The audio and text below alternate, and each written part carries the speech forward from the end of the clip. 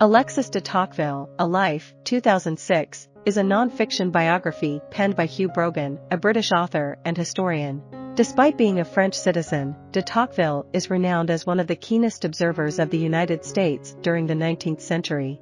His seminal work, Democracy in America, published in 1835, holds immense significance and garners admiration from American politicians. In this biography, Brogan provides a comprehensive account of de Tocqueville's experiences in America while also delving into his thoughts and actions amid the political upheaval in his native France. Born on July 20, 1805, de Tocqueville grew up in an aristocratic family, steeped in privilege. His father, Hervé Louis-François Jean Bonaventure Clairol, served in King Louis XVI's constitutional guard and narrowly escaped the guillotine during the purges of the French Revolution. The traumatic events of the Revolution left an indelible mark on Hervé, as his hair turned white at the young age of 21. Tragically, 9 other members of de Tocqueville's immediate family, including his mother, were imprisoned during that tumultuous period, and 6 of them faced execution. Brogan highlights the profound impact this had on de Tocqueville, casting a shadow over an otherwise happy childhood. The author also notes that de Tocqueville carried a certain nostalgia for the lost world of his past, which he could never completely shake off. At 25 years old, de Tocqueville obtained permission from France's newly established constitutional monarchy to embark on a fact-finding mission to the United States. His primary objective was to study America's prison system and gather valuable insights to aid prison reform in his home country. Accompanying him on this journey was his close friend, Gustave de Beaumont, a French magistrate and advocate for prison reform. While the allure of exploring America certainly intrigued both men, Brogan reveals that the underlying motivation for their trip was to escape the political turmoil that had erupted in France after the July Revolution of 1830, which unfolded a year earlier.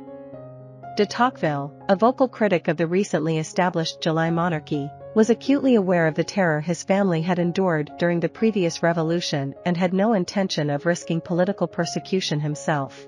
While de Tocqueville and Beaumont did explore various prisons during their extensive 9-month journey across America, their exploration extended far beyond that. They immersed themselves in the political, religious, and cultural fabric of the country to the best of their abilities. They ventured deep into Native American territories, sleeping in tents and log cabins, and even experienced a mishap when their boat crashed upon the shores of the Ohio River. They indulged in festivities in the vibrant city of New York before venturing north to witness the awe-inspiring natural wonder of Niagara Falls. Of course, no visit to America would be complete without confronting the appalling reality of slavery, which both disgusted de Tocqueville and led him to make a bold prediction that America would be torn apart by a civil war within a century. Upon their return to France in 1832, de Tocqueville and Beaumont promptly presented their report on America's penal system.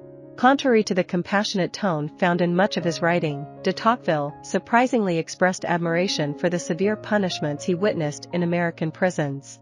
He lauded the country's inclination towards whippings and harsh forced labor, but he was particularly fascinated by the practice of solitary confinement. According to de Tocqueville, the psychological torment inflicted on the prisoner instilled a fear far more profound than physical punishment. He questioned whether this was the enlightened and humane approach that a society should adopt for punishment. While de Tocqueville's research on prisons was deemed successful as a bureaucratic inquiry, it was his subsequent book, published in 1835, that propelled him to international recognition on both sides of the Atlantic. The renowned book, Democracy in America, served as a comprehensive examination of the philosophical and political aspects of American democracy. De Tocqueville, deeply fascinated by the relative equality and liberty enshrined in the U.S. Constitution, aimed to analyze the potential challenges inherent in maintaining such a system. His goal was to provide insights that would help America, as well as other nations seeking to embrace democracy, adapt their systems to the messy realities of governance. Additionally, de Tocqueville sought to understand why representative democracy had largely succeeded in America while encountering difficulties in other countries. In his exploration, de Tocqueville emphasizes the role of the Puritans in shaping America's democratic context. According to him, the Puritan settlers arrived with comparable levels of education and economic status, having broken away from the European tradition of primogeniture. which dictated the inheritance of lands and titles exclusively by the eldest son.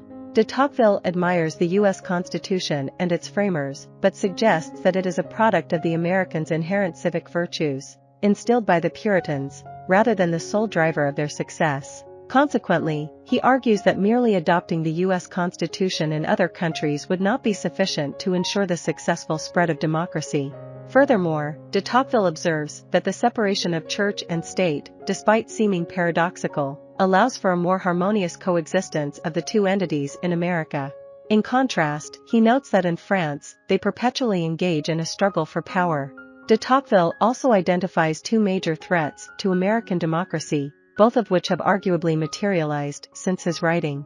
Overall, Democracy in America offers profound insights into the advantages and challenges of American democracy, drawing on historical, cultural, and political factors that shaped its development.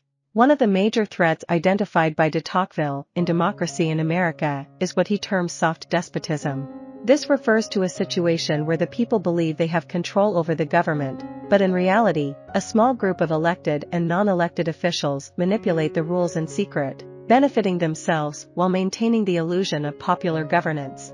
The second threat de Tocqueville highlights is the tyranny of the majority, whereby the majority can oppress minority interests by monopolizing power. After the publication of Democracy in America, de Tocqueville gained significant intellectual fame and continued to serve in the French government during a tumultuous period in French history. However, according to Brogan's biography, de Tocqueville's actions as a French official often clashed with his professed commitment to personal liberty. For instance, he supported laws that restricted freedom of assembly and the press. De Tocqueville justified these decisions by prioritizing order over chaos, valuing stability as a necessary condition for the flourishing of liberty. Brogan acknowledges that de Tocqueville's political ambitions may have overridden his moral and civic values. Nonetheless, in 1851, de Tocqueville's political aspirations came to an abrupt end when Napoleon III staged a coup and seized power in France. 8 years later, de Tocqueville passed away after battling tuberculosis for an extended period.